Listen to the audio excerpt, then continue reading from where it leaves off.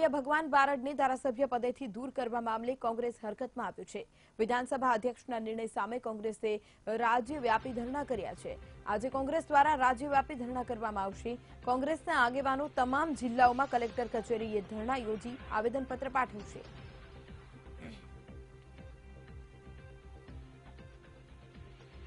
તમામ જિલ્લા કલેક્ટર કચેરી ખાતે કોંગ્રેસ દ્વારા ધરણા કરવામાં આવશે।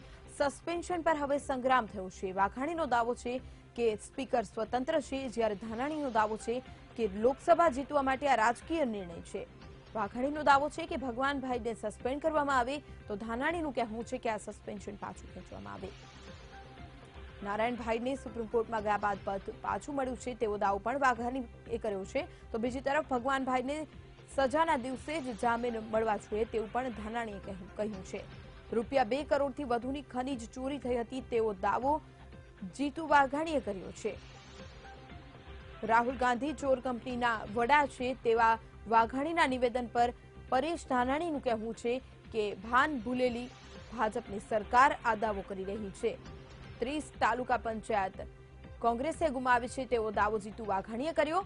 તો પરેશ ધાનાણીનું કહેવું છે કે કોંગ્રેસે નહીં પરંતુ ભાજપે આ 30 જે તાલુકા પંચાયત છે તે ગુમાવી છે। આ બંને કેસ આપની સામે રાખી રહ્યા છીએ। એક તરફ બાબુ બોખીરિયાનો કેસ છે તો બીજી તરફ ભગવાન બારડનો કેસ છે। બોખીરિયાને ટ્રાયલ કોર્ટે સજા આપી હતી, જ્યારે ભગવાનભાઈને પણ ટ્રાયલ કોર્ટે જ સજા આપી છે। બોખીરિયાની સજા પર સેશન્સે સ્ટે આપ્યો હતો, જ્યારે ભગવાનભાઈની જે સજા છે તેના પર સ્ટે હજુ બાકી છે। બોખીરિયા તે વખતે મંત્રી હતા, જ્યારે ભગવાનભાઈ હાલ ધારાસભ્ય છે।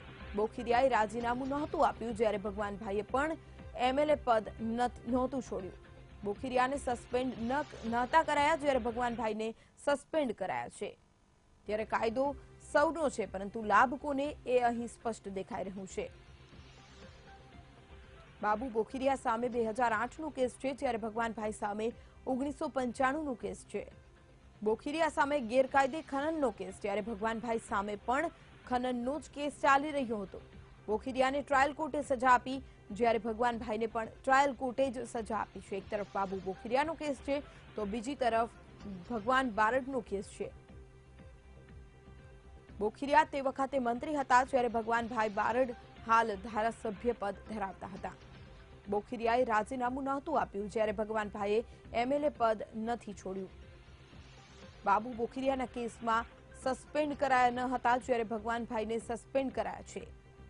બોખીરિયાનો કેસ હાઈકોર્ટમાં પેન્ડિંગ છે, જ્યારે ભગવાનભાઈ ઉપલી કોર્ટમાં ગયા જ નથી। તો આ તરફ જીતુ વાઘાણી અને પરેશ ધાનાણી આ બંનેના દાવાઓ પણ આપની સમક્ષ છે। જીતુ વાઘાણીએ કહ્યું કે સ્પીકર સ્વતંત્ર છે, જ્યારે ધાનાણીનો દાવો છે કે લોકસભા જીતવા માટે આ ચુકાદો આપવામાં આવ્યો છે। ભગવાનભાઈને સસ્પેન્ડ કરો તેવો દાવો જીતુ વાઘાણી કરી રહ્યા છે। તો નારાયણભાઈને સુપ્રીમ કોર્ટમાં ગયા પછી પદ પાછું મળ્યું છે તેવું જીતુ વાઘાણીનું કહેવું છે, તો ભગવાનભાઈને સજાના દિવસે જ જામીન અપાયા છે તેવું પરેશ ધાનાણીનું કહેવું છે। રૂપિયા 2 કરોડથી વધુની ખનીજ ચોરી થઈ હતી। આજ મુદ્દે વધુ વિગતે મારી સાથે સંવાદદાતા ગૌતમ ભેડા જોડાઈ ગયા છે। ગૌતમ, સસ્પેન્શનનો મામલો હવે વધુ ગરમાયો છે, આક્ષેપ પ્રત્યે આક્ષેપ થઈ રહ્યા છે, હાલ શું અપડેટ પ્રાપ્ત થઈ રહ્યા છે આ મામલે?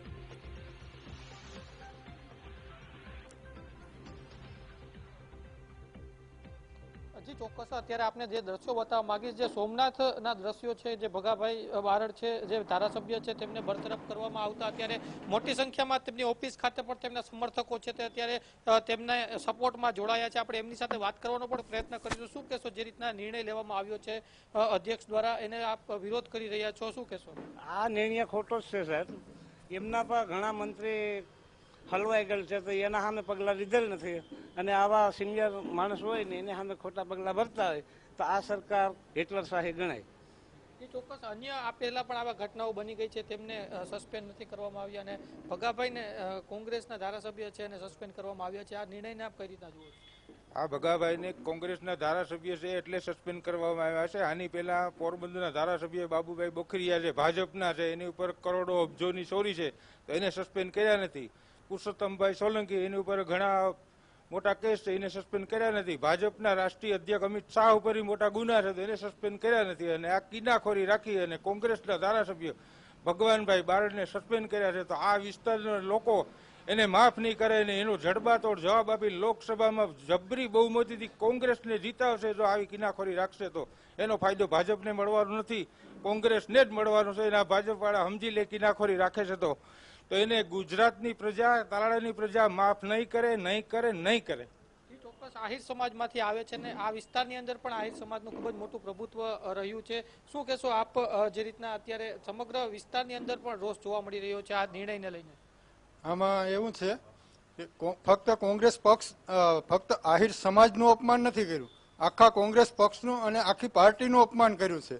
ભાજપે કિન્નાખોરી રાખી અને મોટામાં મોટો ફટકો માર્યો છે. અને અમારા એક સોરઠના સિંહ ભગવાનભાઈ બારડને સસ્પેન્ડ કરી અને આખી કોંગ્રેસ પાર્ટીનું, આખા પક્ષનું મોટામાં મોટું અપમાન કર્યું છે.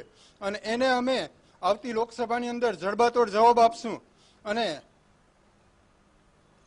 એનો બદલો આગામી સમયમાં શું પગલાં લેવામાં આવશે? હજુ આગામી સમયમાં અમે ઉચ્ચ ન્યાયાલયમાં જવાના છે અને ત્યાંથી પણ અમે કાયદાકીય પ્રકૃતિ કરવાના છે. ચોક્કસ કાયદાકીય પ્રક્રિયા છે તે કરવામાં છે. આપ આ દ્રશ્યો ફરી એક વખત બતાવવાનો પ્રયત્ન કરીશ. મોટી સંખ્યામાં અત્યારે સમર્થકો છે તે જોડાય છે. આપ શું કહેશો જે રીતના નિર્ણય અધ્યક્ષ દ્વારા લેવામાં આવ્યો છે તેને લઈને? પહેલા તો આ ભાજપની જે રીત છે ને એ બહુ સારામાં ખોટામાં ખોટી છે. કે મતલબ જેટલા એના ધારાસભ્ય છે એ બધા જાય તો એ બધા પવિત્ર થઈ જાય, એક જાતની ગંગા છે ભાજપ છે ને એ. કોંગ્રેસની વાત આવે તો કે ભાઈ નાની નાની વસ્તુમાં 25 વર્ષથી જે કેસ હાલતા હતા 25 વર્ષમાં કાંઈ નથી થયું. આ વખતે 7 ધારાસભ્ય સ્પેશિયલ કોંગ્રેસના છે. એને ખબર જ છે કે આ સીટ છે એ સ્પેશિયલ કોંગ્રેસની જ છે. ને ભગાભાઈ પ્રબળ દાવેદાર હતા કે લોકસભામાં ફાઇનલ જીતવાના હતા લીડથી, જે 30,000 લીડથી ધારાસભ્ય જીતા હતા તો એના માટે લોકસભા સામાન્ય ગણાતી હતી. એને ખબર કે જો આ દાવેદારને આપણે આવી રીતના સંડોવામાં આવે તો કાલવારે મતલબ કોંગ્રેસને જે ફટકો લાગી શકે એમ, એટલા માટે ખાસ કરીને આ બધી એક જાતનું કાવતરા કરી રાખવામાં આવેલ છે. તમામ લોકોમાં અત્યારે આક્રોશ જોવા મળી રહ્યો છે. શું કહેશો આગામી સમયમાં હજુ પણ ભગાભાઈને ન્યાય મળે, ભગવાનભાઈને ન્યાય મળે તેના માટે શું સ્થાનિકો દ્વારા પગલાં લેવામાં આવશે? હું જીતુ અઘાણીને હું કહેવા માંગુ છું, એ એમ કહે કે ભગાભાઈને કે કોંગ્રેસમાં સોર છે. જો એ સોર હોત તો એને 32,000ની લીડ ન મળત, પણ એનામાં ભાજપમાં કેટલા સોર છે ને એ પત્રકાર એને સાબિત કરાવે.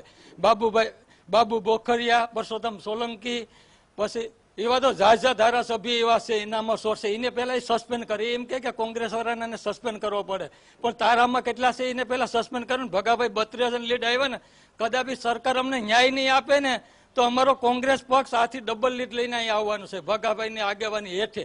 એને અમે પાછી પાની કરવાના નથી ને. 4 ધારાસભાની સીટ અમારી પાસે છે. એટલે દગાખોરી રાખીને ભાજપ અમારી ઉપર કાવતરા કરે છે કોંગ્રેસ પક્ષ ઉપર, પણ અમે એને માટે ઝૂકવાના નથી. ચોક્કસ એક તરફી વલણ રાખવામાં આવે છે એવો આક્રોશ છે લોકોમાં. આપ શું માનો છો જે પગલું લેવામાં આવ્યું છે આજે સમગ્ર રાજ્યની અંદર કોંગ્રેસ દ્વારા ધરણા કરવામાં આવશે? આ ખરેખર તો જે આ ગુનાહિતનું ખોટી રીતે સંડોવામાં આવ્યા એનું કારણ એ છે કે આ લોકસભામાં તમામ ધારાસભ્યો 4 કોંગ્રેસના છે અને કોંગ્રેસની બહુમતી આવે એમ છે. એટલે આ લોકો ડરીને ભાજપવાળા એક ખોટું સંયંત્ર જે આગેવાન છે આહિર સમાજના એને એમ તેમ પ્રકાર પર ઘરે બેસાડી અથવા તો બીજા પ્રવૃત્તિમાં પ્રોવી અને એને સીટ જીવવા માગે છે.